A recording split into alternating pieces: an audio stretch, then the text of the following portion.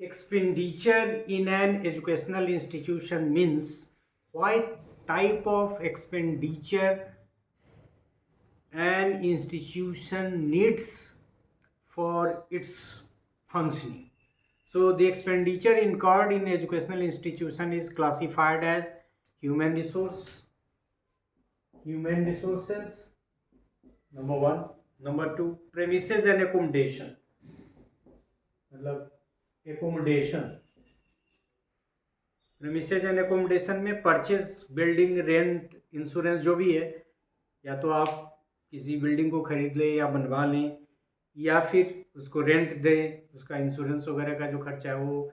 Equipment and furniture, equipment plus furniture, जिसको हम लोग ये फिक्स्ड एसेट कहते हैं, land, building, grounds, garden, furniture etcetera.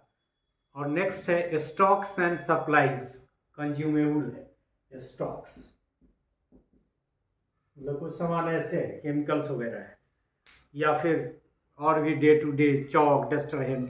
Stock, supplies, consumable expenses और the inventory of goods and raw materials, जो आते हैं सामान उसको जो बहुत दिन नहीं रहने वाले। According to World Bank report, 3 areas of reforms have emerged to strengthen provision and management of resources in higher education, namely supplementation of government revenues with non-governmental revenues। मतलब फिनेंशियल एक्सपेंडिचर के लिए ये ज़रूरी है कि गवर्नमेंट के साथ साथ नॉन गवर्नमेंट रेवेन्यूज़ भी सपोर्ट करे। दूसरा, reforms of public sector financing.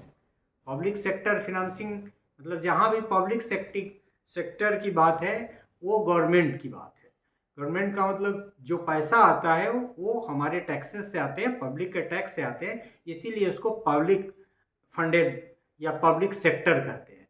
So reforms of public sectors financing, radical change, restructuring of the universities and other higher education institution, तो उसके रीस्ट्रक्चर करने की बात है।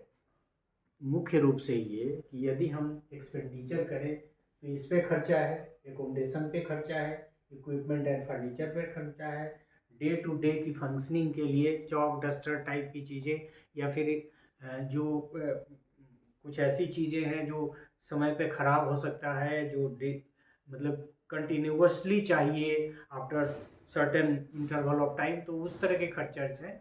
और फिर इसमें वर्ल्ड बैंक का एक सजेशन ये भी है कि जो आपका सजेशन है, वर्ल्ड बैंक का जो सजेशन है हायर एजुकेशन में कि supplementation of government revenues with none, मतलब ये कहता है कि गवर्नमेंट का जो बजट है that is not sufficient, so non governmental revenue की भी ज़रूरत है।